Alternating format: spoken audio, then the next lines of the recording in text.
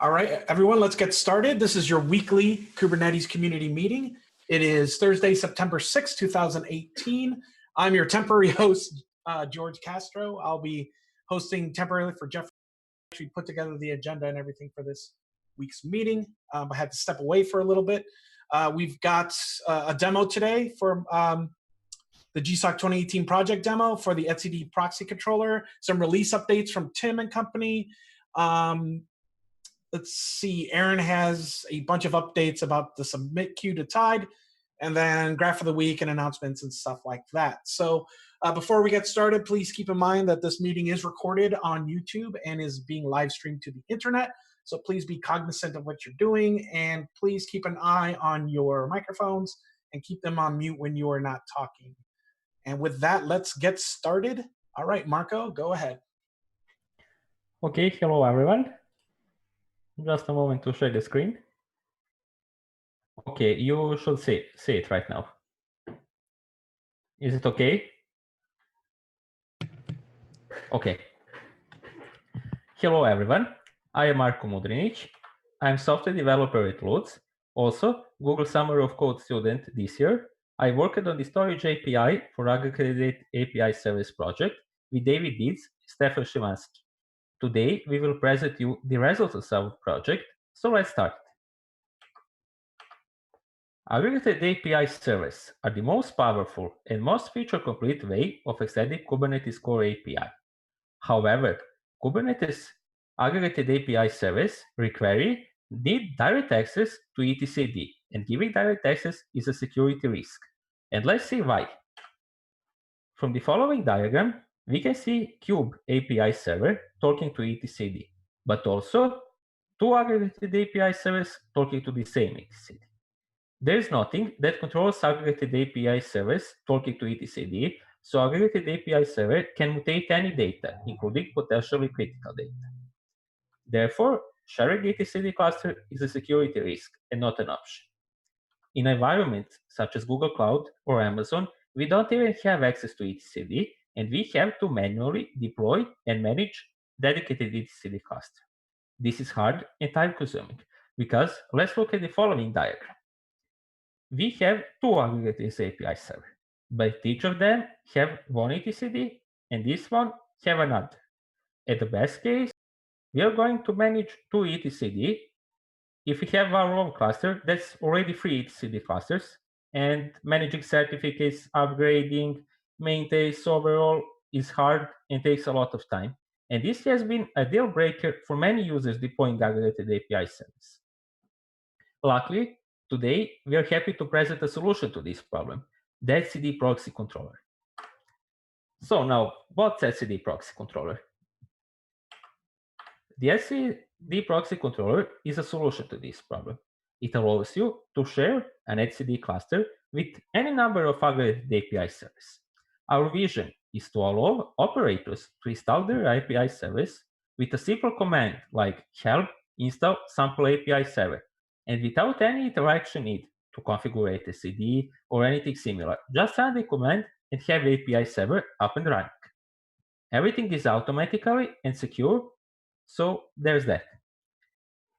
The EtcdProxyController can even be used by cloud providers such as Google or Amazon to host etcd instances for their users, so they can use it to point aggregated API service or anything else in a controlled way.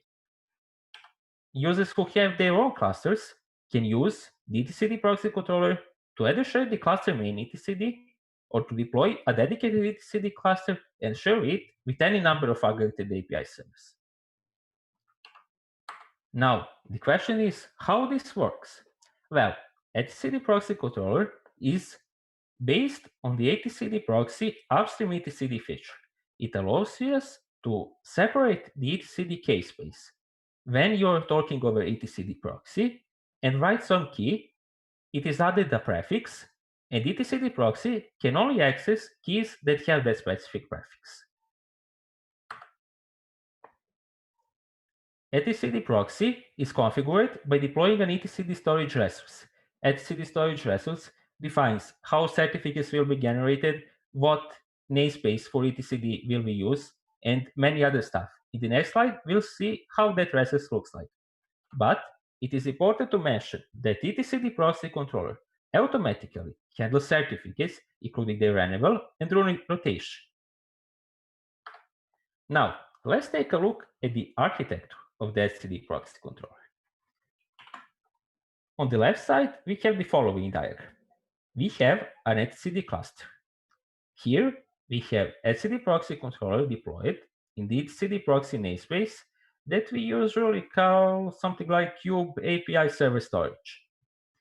On the right side, we have how an etcd storage resource looks like.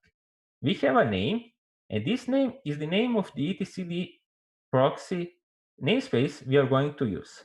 So this is a key that we mentioned and have prefix. So this one is going to be that prefix. In the etcd storage spec, we have the following keys. A cassert config map. This is a config map that's used by the sample API server or any other aggregated API server. And here, the trust CA certificate is stored and used by the API server to verify identity of the API server. Now, we have a client secret, and here are stored client certificate used by the aggregated API server to authenticate with the etcd proxy. Also, it is possible to configure the certificate validity of the certificates in the question. Now, what happens when we deploy the etcd storage?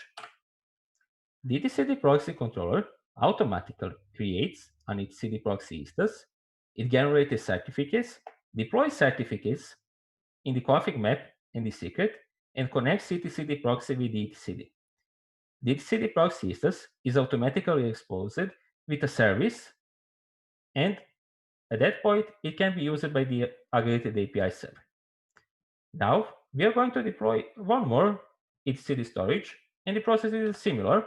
We get another etcd proxy. It has another prefix because it can have this same prefix because Kube will not allow two resources with same, and that means that nobody can access your data by creating the same etcd storage. And so, when we have our etcd proxy instances ready, we can point aggregated API servers to use them. And let's see this. We have first aggregated API server, and it's writing something to etcd proxy. And let's say that key is /house. When it's written to the etcd proxy, it is stored in the etcd with something such as /proxy prefix 1 /house. Now, the second aggregated API server writes something such as /car. When it is stored in the etcd, it's stored such as /proxy prefix 2 /car. And one etcd proxy can only access keys with this prefix. And that is secure because nobody can create etcd storage to access your keys, and only you can access your own keys. In this demo, we are going to use the OpenShift Service Serving Cert Signer. This is a project by the OpenShift team. It works on any Kubernetes cluster. It doesn't have OpenShift dependencies, and its task is to create serving certificates for aggregated API server, so we have truly static and portable manifest.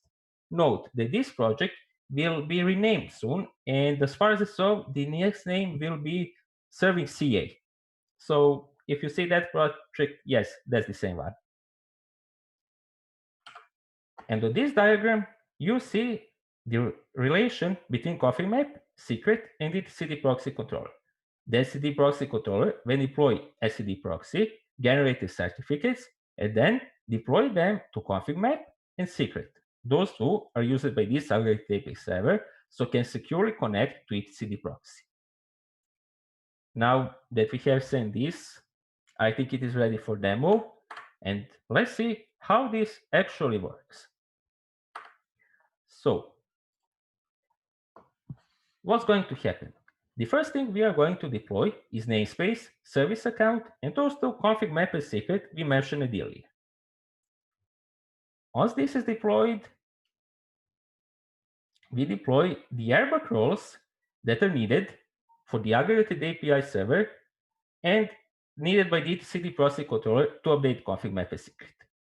Now we are ready to deploy aggregated API server, but first, let's take a look at the deployment manifest. First thing we need to deploy is the etcd storage resource that we explained on the previous several slides. And once it is deployed, we can deploy the aggregated API server. The most important points are we need to provide the address of the etcd server. It is in format of etcd period name of the etcd storage resource dot namespace of the controller, in our case kube API server storage, point CVC. And then we need to point certificates for etcd proxy that are generated in the etcd proxy controller and stored in the secreted config map. Also, we are providing the service certificate generated by the OpenShift tool. And Marco, now, you have about a minute left. okay. Yep. And now we are ready to deploy the aggregated API server. Now that aggregated API server, we can check out that is it deployed. It takes some time, and it is going to fail the first time because it takes some type of certificate to be generated. And now it is up and running, and the Flounder resource, which is a sample resource for sample API server, can be created. And if creation is successful, that means the API server is working as intended and is using the etcd proxy. And it works. Now that this works, we are sure etcd proxy works and our API server is working as intended. At the last, we hope this is going to help the aggregated API server operators to easily install their API servers with tools such as Helm. You can learn more about the project on GitHub, and it's in repository xmodry EtcdProxyController. Also, I'm going to publish a blog post with a deep dive into technicals of the EtcdProxyController, and you can also follow me on Twitter for some more details. Thank you for listening. All right, thank you, Marco. We have time for maybe one question. Anybody, either in the chat or feel free to hop in voice.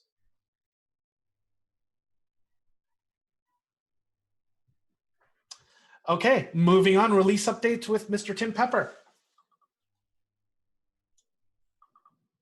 Tim, are you on? Tim said he might be late, so move on and then he'll catch back up. Sure. Okay, Aaron, moving from submit queue to tied. Crap, I was kind of hoping that Tim would set me up for this, but that's totally fine. So, hi everybody, I'm Aaron Krukenberger, Aaron of SIG-Beard, Aaron of SIG Testing, Aaron of Steering Committee. Let's talk about the submit queue and tied. So, to spoil Tim's thing a little bit, you may have noticed in the email that he sent out to Kubernetes dev, there was this little thing here that said, we hope to shift to a new and shiny tied implementation in the next week. And that kind of raised my eyebrows. So I figured it was time for you to know what tied is and why we feel that this is safe to do during code freeze. So as always, I'm going to be going off the release notes here. So all the links I start walking through are right here in the agenda. So today, tied is used on the majority of our repos. I've had a tracking issue out there for a little while to make sure that all of the 120-something repos we have on the project use some form of automation. If they use merge automation, they are now using tied. The only exception to this is Kubernetes. So if you're sick of me talking and just want to understand how tied's going to help you merge your PR instead of the submit queue to merge your PR, go check this doc out. It's going to show you exactly what you're looking for. I'll walk through how to use this live on a real PR in a moment. And then it just tells you some questions you can ask and have answered via tied. If you think this is really cool, first off, if you don't know what labels are necessary for your pull requests to get merged, this is a quick plug for a refinement of the release docs Tim Pepper did, where it's just talking about the different phases of release and the different the different labels that you need on your pull requests as represented by the prow bot commands that would add those labels or milestones or what have you. We are in code freeze, so right now you need your PRs to have a milestone, a SIG label, kind label, priority, critical, urgent, and they need to be LGDM'd and approved. If you find this is all super awesome and want your repo added to Tide, here's a page that describes sort of how we configure Tide, along with an example of how we can configure a query for Tide and some context options to make sure that things other than tests run by prow are required for merge.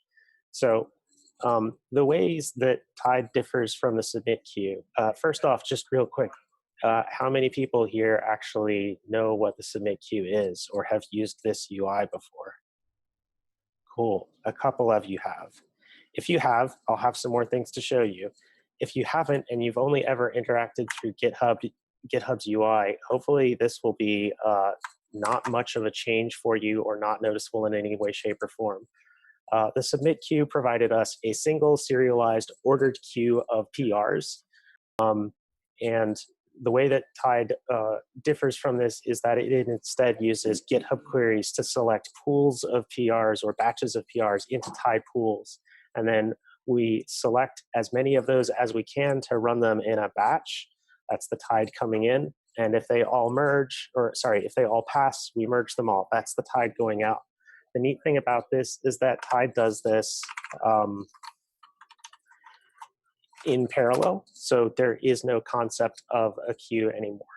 So what do I mean by Tide runs GitHub queries? Well, if I click on this thing, it kind of blows up to the massive GitHub queries that we use, but you as a human can actually click on the GitHub search link to pretend as though you were Tide and go see which PRs are out there that satisfy those queries. It does boil down to a pretty standard query that looks for a bunch of different repos, make sure that pull requests don't have these labels, and make sure that pull requests do have these labels, and that all of their tests are passing. So as a result, because there is no queue, if you are used to applying a queue fix label or anything else like that, that will no longer have any effect. Said another way, if you're used to going to this page at the submit queue and trying to figure out which one of these 8 things you can do to your pull request to get it merged sooner, you don't get to do that anymore. The reason we got rid of the concept of ordering is it means we can do more batches without the queue changing out from underneath of us, and it actually has significantly improved our merge velocity across other repos. Tide will also currently always rerun tests prior to merge. We don't support the concept of not rerunning tests just because it's a docs fix or something. We kind of believe this is strongly to generate more test signal and to always run tests before merging. If you feel strongly about this, or it turns out we find out that this really slows down our merge velocity, here's an issue where we've been brainstorming different ways to allow Tide to not run tests prior to merge. So if you're used to the no retest, retest not required, or docs only, retest not required, those labels will no longer have any effect with Tide. So if you use the submit queue UI, perhaps you were used to using the submit queue's PR dashboard to see like, what's the status of all the PRs out there? Or maybe, if not to pick on you if you're on here, Justin, but I just saw your avatar, maybe you're just in Santa Barbara and you want to know what the status is of all your PRs. You know, why aren't they being merged, or what the story is? And it says here, these PRs don't have a milestone that's going to go into the current release, and so we're not merging them. What I could do instead is go to the PR dashboard on Prow, which if I go there without any additional query, it's actually going to look at all my PRs. So I apologize if I'm airing dirty laundry here. But you can see, for example, here's a PR that is that I wrote that is to Kubernetes org master, and all of the tests passed, so that's cool, but my PR can't merge yet because it doesn't meet the label requirements. Specifically, it doesn't have the required approved label. If I click on this little question mark next to does not meet label requirements, it tells me how to meet the merge requirements and points me to the contributor guide and command help page. So if I wanted to do the same thing I just did earlier where I stalked Justin in Santa Barbara, I could type in a GitHub query that I could just go type this in on GitHub as well. And it's a little slow, but hopefully this will show his PRs. But there we go, cool. And so you can see this tells me we need to resolve labels. Looks like it's just a bunch of labels or unknown merge requirements because this is still kind of a new UI in progress. Okay, moving on. If you are used to taking a look at this to obsessively see what is in the submit queue's queue, You would instead now go take a look at the Tide page that I showed you earlier. Right now, there is actually nothing that's worth merging, so Tide is being pretty quiet, but if there were stuff worth merging, you'd see it down here. It would explain what repo it's running tests for and what PRs it's running tests for in a batch prior to merge. If you're used to using the history view to understand historically why has the submit queue done stuff, we don't support that in Tide anymore. Basically, you would look at the merge commits for your repo of choice to see what pull requests have merged in.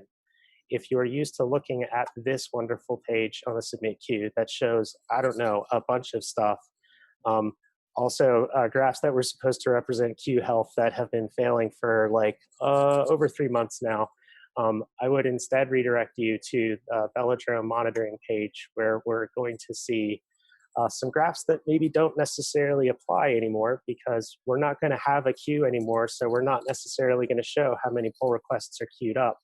What you will be able to look at instead are how many pull requests are in different Tide pools. And again, I know this looks like a lot of randomness, but it's sort of illustrative of how Tide is able to just really quickly merge PRs very quickly. We don't tend to have too many outstanding PRs as a result of our merge velocity with Tide. And if you click the repos on the side there on those graphs, you can actually like see the ones that you care about. You don't have to look at them all at once. Thank you, Cole.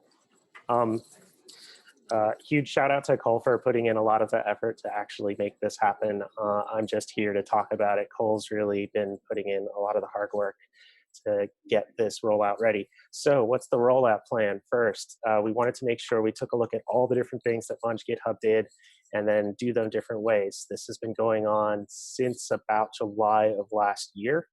The only things that have not been ported over are some cherry pick related things, because it turns out our cherry pick process is super complicated and nobody knows how it works, so why bother porting it over anyway? We're going to then create a tracking issue so that folks can follow along at home if they want to know what's up. Down here, latest status, I'm saying I discussed this at ContribX yesterday. I'm talking to you about it today, and we're going to open up a tracking PR. We tried doing this at 111, but couldn't quite get there because of a couple reasons. So this was sort of what our effort looked like last time. Expect to see another PR linked afterwards. Finally, I'm going to take this sort of verbal brain dump here. Sorry, next we took this and we proposed it to the release team. So Cole is actually the test info person for the release team. So he's been showing up to the burn down meetings and will continue to show up to them on a daily basis. We proposed this to contributor experience yesterday. I highly value their opinions since they're mostly about the experience of the project. And I'm proposing it to you, the community here now, to see if this raises any wild red flags. Next steps would be for me to take this brain dump and put it in written form and send it out to Kubernetes dev and let people know what the plan is for us to put together a pull request that has all the queries to run against Kubernetes master. And then on Monday, turn down Munge GitHub and turn up Tide and just sort of see what happens. We also switch into daily burn down meetings for the release team next week. And so that gives us a high touch point to be in touch in case anything goes wrong. If it turns out that this doesn't go very well, we can always roll back by standing the Munge GitHub instances back up, reverting the Tide query, and reverting any PRs that have accidentally merged. That's all I have. Any questions? I apologize if that was super fast, but I was just trying to make sure I didn't blow our schedule here. One small thing that I would add is around why now aren't we in code freeze? And precisely that, I feel like we have a slight ability to do an A/B test between what we have today for submit queue and this, and do it in a context where, because of code freeze, we have a lower velocity expected on merges. So if something goes wrong, there's fewer things that need rolled back or adjusted or changed. So we have a little bit of a safety net, I feel like, there, as opposed to delaying towards some time in the development phase of 113 in the future somewhere. Most of us feel like we're as ready as we're going to be, so we want to try and move forward. The other point on that is that the submit queue does not handle code thaw well. Every time we've had a code thaw with the submit queue, it's been worse than the previous time, and there's typically downtime. Tide shouldn't have that problem. All right, I guess no further questions. I will hand off to Tim Pepper for the release 112 update. Thanks, everyone. Thank you, Aaron. Apologies for being late. A couple things to mention on the release update for 1.12. We have, as I guess kind of mentioned already, entered code freeze. There's a link in the minutes if you're not quite sure what you need to do to get code in during code freeze. What you need to do to merge is linked there in the notes in the agenda. Our release target remains September 25th, but increasingly I'm feeling like we're at risk here due to problems around CI signal. And the big thing that I wanted to kind of put out there today is that we're considering kicking out all of our GKE blocking tests because we have major issues all across GKE, and then also significant concerns about where we are on GCE as well. And it really blurs the line on signal. Our goal with CI signal is to understand that when something merges into Kubernetes, that is good. And when we're having underlying hosting instability, that really blurs that signal. It's hard to parse where the problem is. Is this a hosting issue, provisioning, or just code that's merging? So especially during code freeze, we're looking for solid stability and discernibility on merges. So we do have some help coming online from Google there, but this is a major concern. We have 2.5 weeks to sort this out, but we really need additional eyes on this and with urgency as well. A lot of these issues have been around for a few weeks.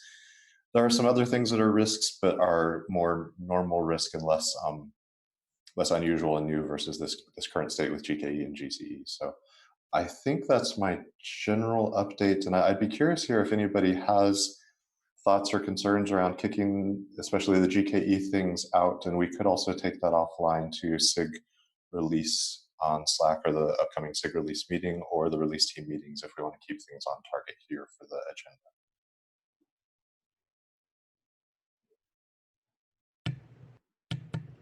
Sorry about that. Okay, any questions for Tim before we move on? Okay, moving on to graph of the week. Josh. I saw you on earlier. See if Okay, sharing cool. works. Right, I forgot. Zoom is now blocking sharing from Linux desktops. So somebody else is going to need to share those charts.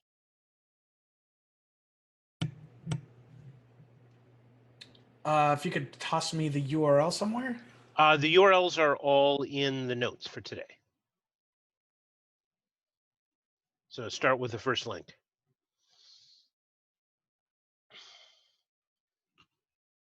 Okay, so the DevStats team, led by Elsie, and with all of the coding and stuff being done by Lucas, has been working to clean up and reorganize DevStats to make it easier to find data that you care about.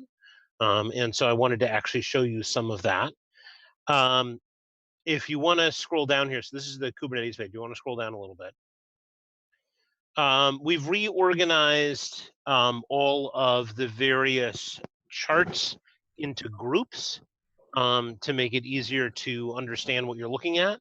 So there's some general community health, there's contributor statistics, there's stats on issues and PRs. If you want to scroll back up, scroll down, not that far up. All right. So we're going to go ahead, and if you want to go ahead and click GitHub stats by repository.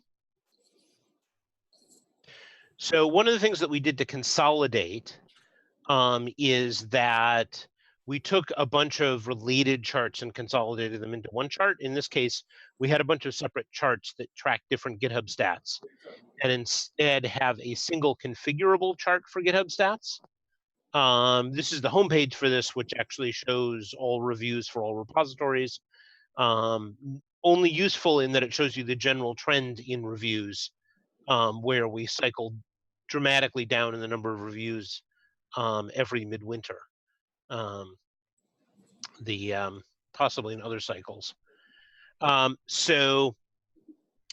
if you actually want to scroll all the way down to the bottom of this, there's something else I wanted to share. Okay, so one of the other things that Lucas has been adding here is explanations for what's in the chart. In case you've looked at some of these and said, what data is this actually showing us? Most of the charts now have this detailed information that includes SQL queries and explanations and links to explanations for what the various controls are. So if you haven't used charts because you weren't sure exactly what they were showing you, this should help a lot. Now, if you want to click the third link that I have in my section of the notes. Just a moment. Doop, doop, doop. That's Okay. the link. So I wanted to actually show you. Okay, that was actually the fourth link, but I can. Oh, all right, third link. PRs merged in dashboard. Gotcha. Just a sec. So I wanted to actually check up on a couple of things to make some use of GitHub stats. Like, for example, we've had a couple times in the community meeting SIG UI coming in here and really asking for help with dashboard and saying that they don't have enough people contributing to it. And if you actually look at merges over the past 2 years, you can see that that is indeed the case. The amount of code that they're merging for dashboard has fallen off substantially starting particularly the beginning of this year. And it wasn't anything that we didn't know, but it's useful to actually look at what that means in terms of numbers. Now, if you want to click the fourth link. Okay, and that's the fourth link. And so the other thing I actually wanted to see is, because I have some involvement in SIG storage, and with all of the new storage drivers and activity in storage and that sort of thing, I was actually kind of curious as to what that meant for activity in storage itself. Particularly, I've been seeing a lot of things in terms of issues filed. And so this is looking at issues opened. And it's actually interesting because we've broken out. So the previous one we were looking at was by repository. And so that's specifically GitHub repository. And that was the dashboard repository. And so we're looking at stuff just in that repository, which you could get off of GitHub itself, although not necessarily that breakdown of it. This is repository groups, which is where we try to take the directories around a specific SIG or subproject and combine them with any repositories also owned by the SIG or subproject to basically show all activity around that area of Kubernetes. So in this case, we're showing two, one of which is storage and the other one of which is the related CSI. And what I found interesting is that activity in terms of new issues filed, and this was actually also true for new PRs when I looked at it, for the sort of core SIG storage stuff has remained more or less constant, but they've gotten a lot of added activity around CSI. Since CSI was introduced in December, and then it's just grown from there in terms of new issues filed. And that makes a lot of sense since CSI is now where most of the development is. Although we haven't actually seen general SIG storage questions trail off. So that's just a couple of examples. Again, if you're contributing to Kubernetes, if you're managing a SIG and you want to actually check up on what is going on with your GitHub activity, this is the sort of general search chart to do that. Awesome. Any questions for Josh?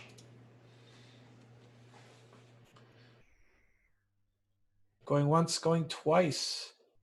All right, Steve Wong from SIG VMware, you're up.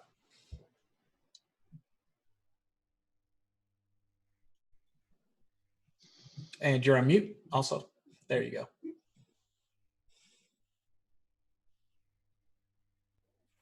Still muted. Okay, unmuted.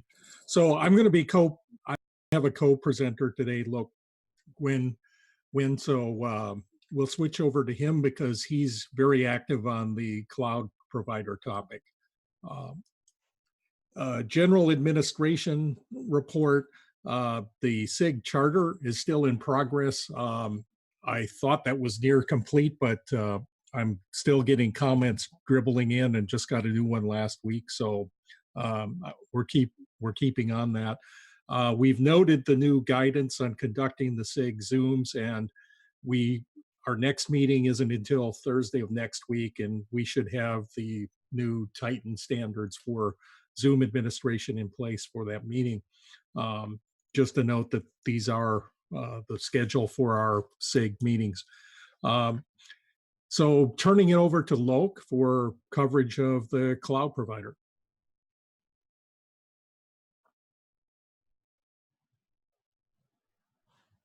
Look, you're also muted. Okay, that should be better. Can you guys hear me? Yes. So this is the vSphere cloud provider, and our goals right now is that we will have an alpha release aligned with Kate 1.12, a beta release in Q4, and a stable release in 2019.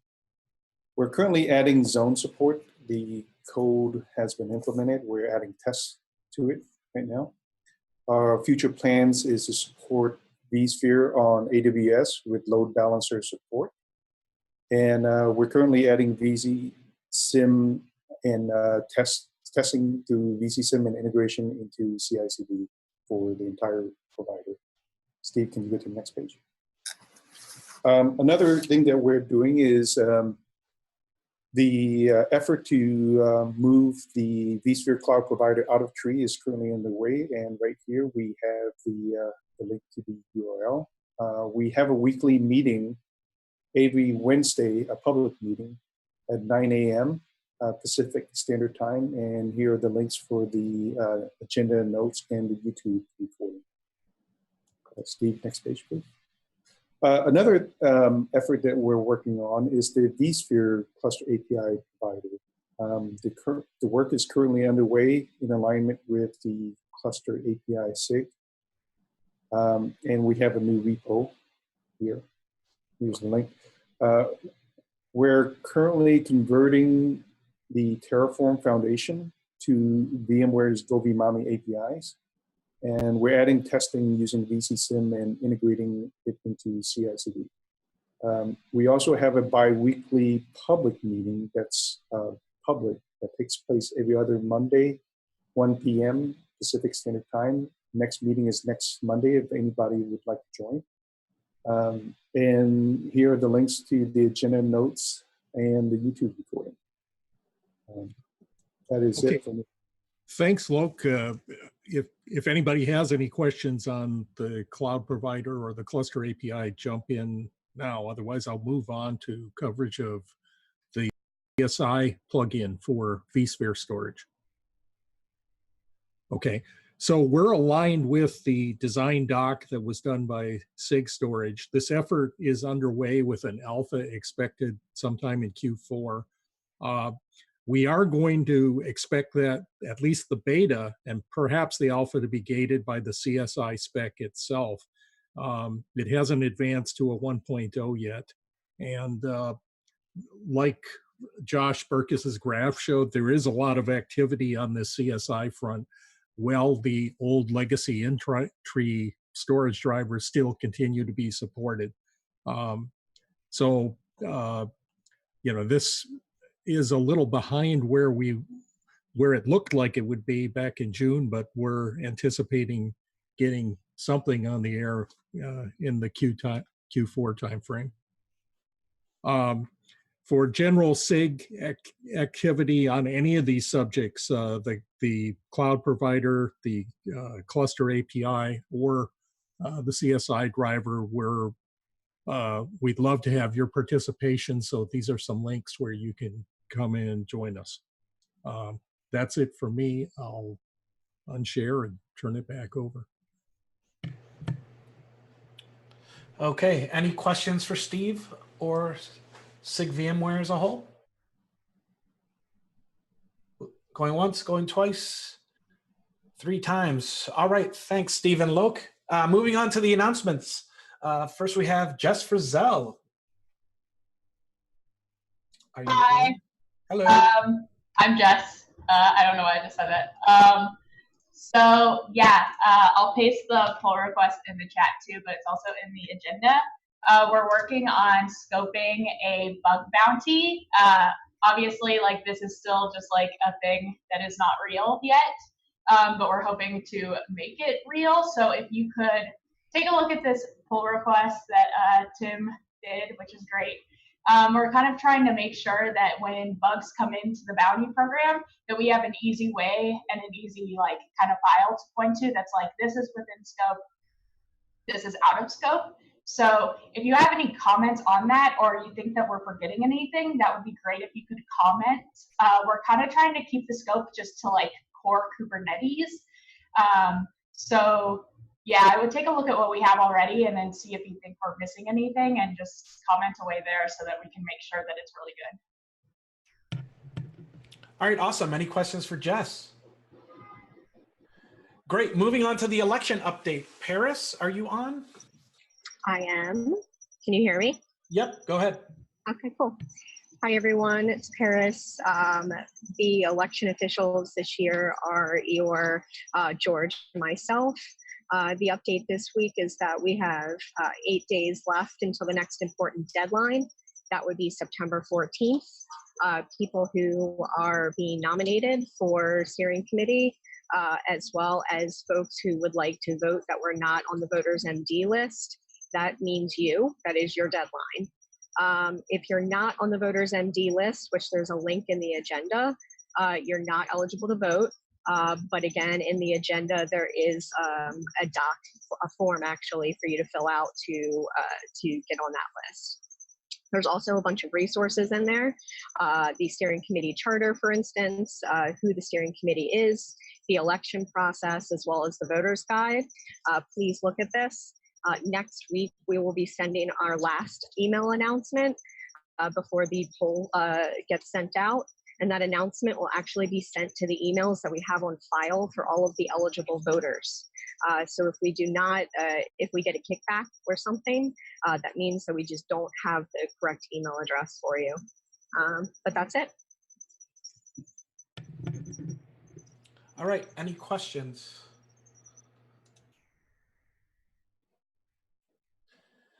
Okay, moving on. I've got a public service announcement here real quick.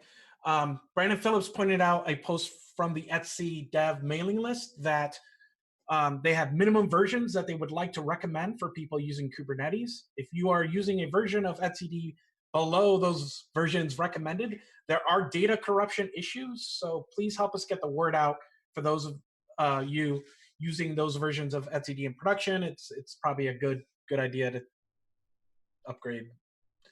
And he's got a lot of tips there as far as the support cycle for etcd2, which runs out at the end of this year. So please check it out. The next item is a contributor role board, which I covered a little bit last week. I just wanted to show it now that we actually have jobs from people being submitted. Just real quick here.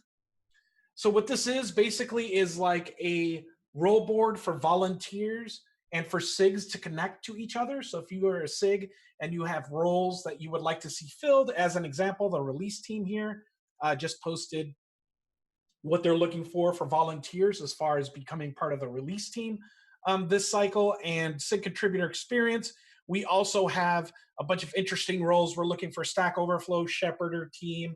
We're looking for a 404 hunter to go through the Kubernetes community repo and help us fix a bunch of stuff.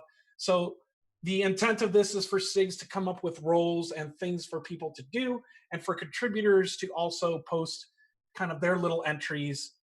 For example, this is Tarun. If you're looking for another Golang developer to help you with your SIG, you could just go through these volunteer available tags and see people who are available. So SIGs, please think about roles that and mentorship programs that you have into your SIG. Shadow roles are a great way to do this, where you can on-ramp somebody. So please check that out. Any questions about that?